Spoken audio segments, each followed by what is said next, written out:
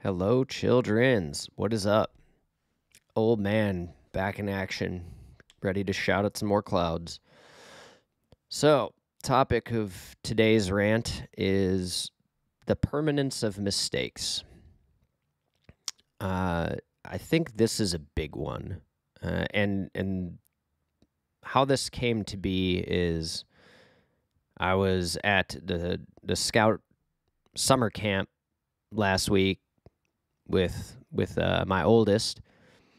Shout out, Jax. And as always happens at these kinds of outings, there's high highs, low lows, and you expect kids to do dumb stuff during these things, right? Like it comes with the territory. There's never a time when you go on a week-long camp out with kids whose ages range from 10 to almost 18 where you're not going to have some issues. So we expect it as adult leaders. But there was one in particular that things got pretty sideways. A couple of brothers got into literally a fist fight. And as adult leaders, we had to get involved in that and settle it.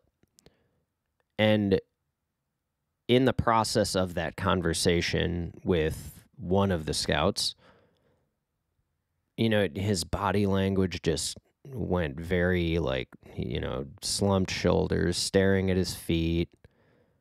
And in the process of that conversation, he sounded very resigned, like nothing was going well, just kind of negative outlook on his future. And it got me to thinking about this. Because when you're a kid, everything in the moment seems to take on this massive importance and massive weight. And you feel like you're never going to get out of the situation you're in that moment. Or at least that's how I felt when I was that age. And I see that a lot in kids where it's like, oh, you make a mistake, you do something wrong, but you have it like crushes you and you're like, oh, nothing's ever going to be good again. It's like, come on. This kid, I could be wrong about this, but I think he was feeling very much like a failure and like this is just who he was and was kind of like resigning himself to his fate. And I was looking at that situation like, dude, you're 15.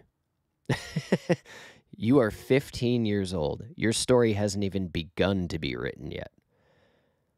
You have all the time in the world to change things. And he told me he was failing his classes in school, didn't look like he was going to graduate.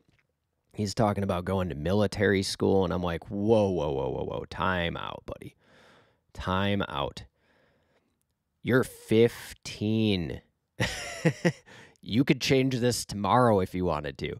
Start paying attention in class. Bring your homework in. We will help you. You have all the time in the world to right the ship. At 15, nothing is decided, okay? Unless you murder somebody. There are some things you can't come back from. But most things at 15, you have a very easy redemption arc, okay? And by the way, just about every adult in your life loves a redemption story, okay? As Americans, we love redemption stories. If you even show an inkling of interest in changing your narrative, probably a bunch of adults in your life are going to be more than happy to help you get there. Teachers, coaches, adult leaders in scouts, the list goes on. Show even an ounce of interest in changing what you've done, and they will jump all over that. Because most of them, even if they've been busting your chops, right? So even if your teacher's been constantly lecturing you and giving you all kinds of consequences for not doing your homework or not paying attention in class, if you show an ounce of remorse, if you show an ounce of interest in becoming a better student, I bet you 85 to 90% of your teachers will jump all over that and give you every single opportunity to do exactly that. Okay? People don't get into teaching positions. People don't become adult leaders and scouts. People don't become coaches of your soccer team because they don't want to help kids. They become those things because that's exactly what they want to do. Okay? I'm sure you've realized at this point that being a teacher is not the world's highest paying profession. Okay? They're not in it for the money. I promise you. They're not in it for the hours. They're in it because they're passionate about it most of the time. There are teachings like any other profession. There are good ones and there are bad ones. But by and large, the people going into that profession are probably going into it because they want to make a difference in kids' lives. I can assure you that anyone who's an assistant scoutmaster in a scout unit is not there for the money, okay? Spoiler alert, we do not get paid. It is a volunteer position. We are literally giving away our time for no other reason than to help develop young people. Same is true of most of your coaches and most of your sporting teams, okay? Most of them are not getting paid. They're there to help you. So when you screw up, and you will, and we expect it,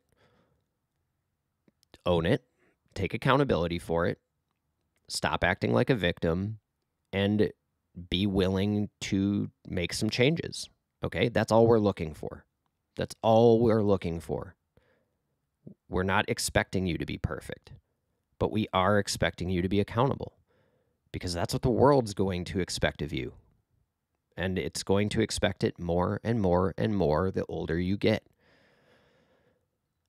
But that's the whole point of this rant is any one mistake, any one dumb thing you've done, any one immoral thing that you've done. Look, we all do immoral stuff sometimes, okay? What defines you is what you do on a day-to-day basis. What do you do most of the time? Not what did you do in your worst moment. What do you do most of the time? What's the rule, not the exception? Is the rule that you do the moral thing? Is the rule that you do the right thing? Is the rule that you do what you're supposed to do? If the answer to those questions is yes, most people are going to give you the benefit of the doubt when you screw up. They will. They're looking for an excuse to give you a chance. If the rule is you don't do the right thing, you don't do the moral thing, you don't do the best thing, well, you're going to get less second chances. You still might get them, but you're going to get less of them. They're going to be fewer and farther between.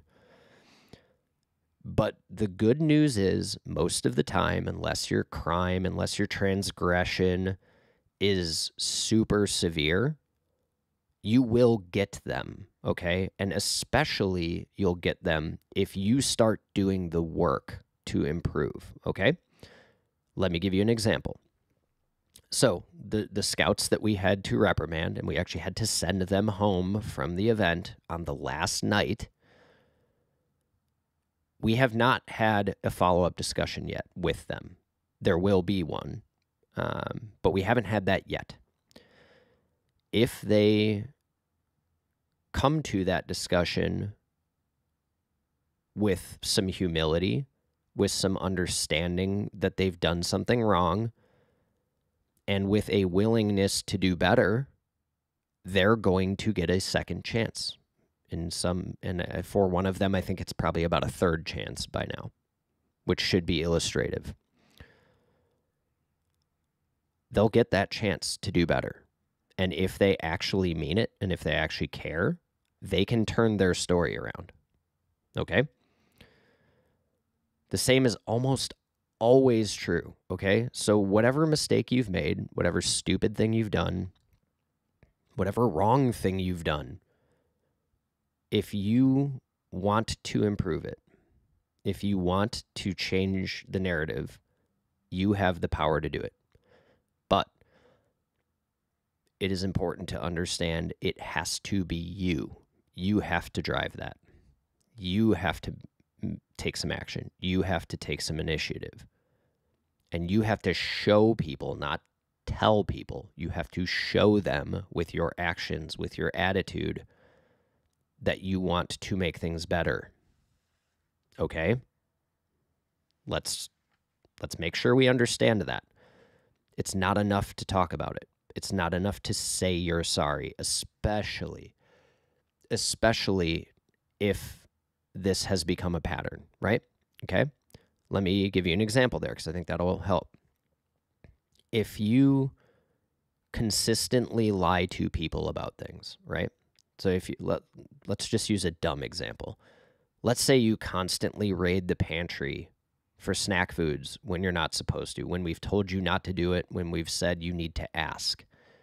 If you constantly disregard that and you just go in and raid it anyway, and then when you get caught every single time, you're like, oh, sorry. I'm sorry, Mom and Dad.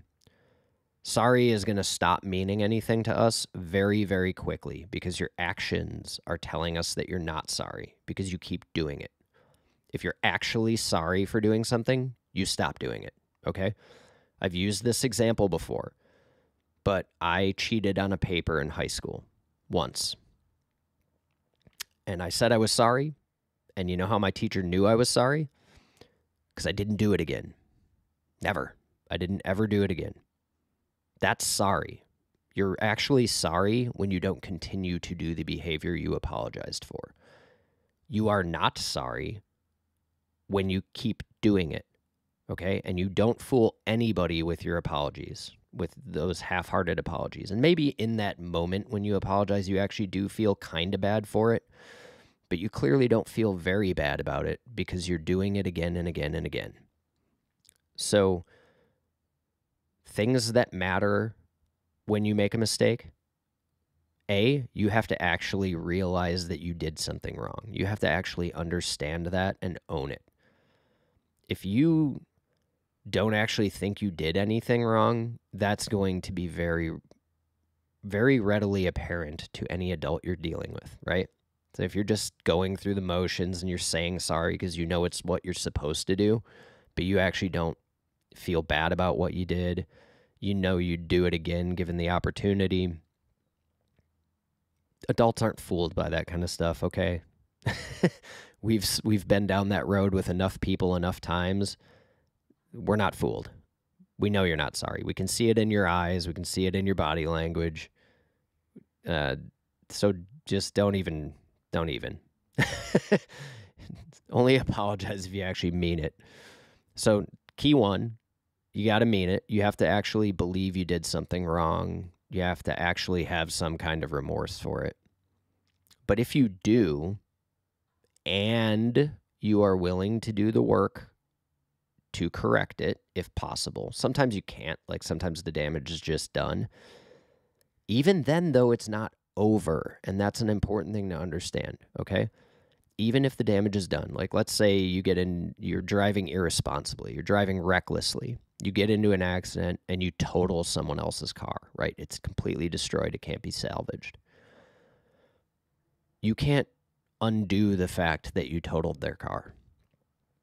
But what you can do is take accountability. You can apologize to them for it. Hopefully you've got insurance and your insurance makes them whole. So they're inconvenienced. You can't undo that part of it. But they're in the long run, they get something else they can drive. They're made as whole as they can be. The way you finish that arc is you start driving better. All right? You apologized. You meant it. You know you screwed up. You know you did something wrong. You take accountability for it. You make it as right as you can. And then you make the necessary changes to not put yourself in that position again. Okay? You become a better driver. You stop being reckless and irresponsible. And then you're probably going to stop getting in these kind of accidents. All right? Let's use a different example. Fighting. Let's say you're a kind of kid, you got a hot head, right? You get into a lot of arguments. You get into a lot of fights. If you actually want to change that, you need to stop doing it. Okay? You need to find a way to respond better to situations where you would have fought. And that's a narrative you can change, okay? So if you were the type of kid who used to get into fights all the time, but you stop, people are going to see that. They're going to see that you've put in the work. They're going to see that you've made a decision to be a better person. And they will give you the room to change, and they will respect you for doing it. They will respect you so much for doing it. If you never were a fighter and you don't get into a fight, yeah, I mean, people appreciate that.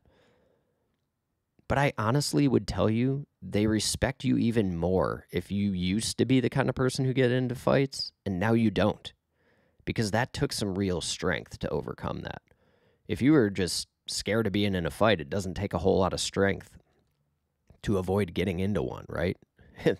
You do almost anything to avoid one. So not getting into a fight is not something people are going to have like a tremendous amount of respect for. But let's say you're Khabib, you're Conor McGregor, you're Dustin Poirier.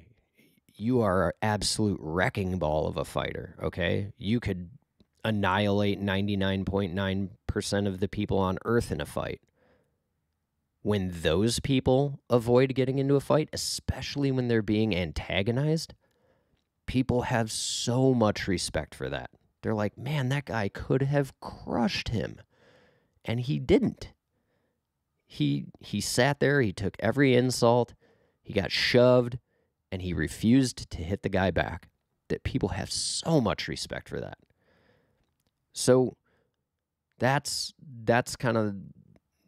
it in a nutshell. That's what I wanted to go through with you today is don't think that your behavior in any one moment, for the most part, again, there are some exceptions to this rule. Yeah, if you murder somebody, you're probably not getting a second chance on that one. But there have been people who did, and maybe they were in a gang at one point, and when they got out of prison, they changed their life. They found God and became a pastor. There are examples like that. So there's very few mistakes you can't come back from if you have the ambition to do so. If you actually want to change your narrative, people will almost always give you the chance to do so. So don't think that any hole that you've dug yourself is too deep to climb out of. There's a way to climb out of it. You just have to want it. It has to mean enough to you to rewrite your story that it's worth doing the work to do it. Anyway, I hope this means something to you. I hope it's valuable. I love you very much. We'll talk to you next time.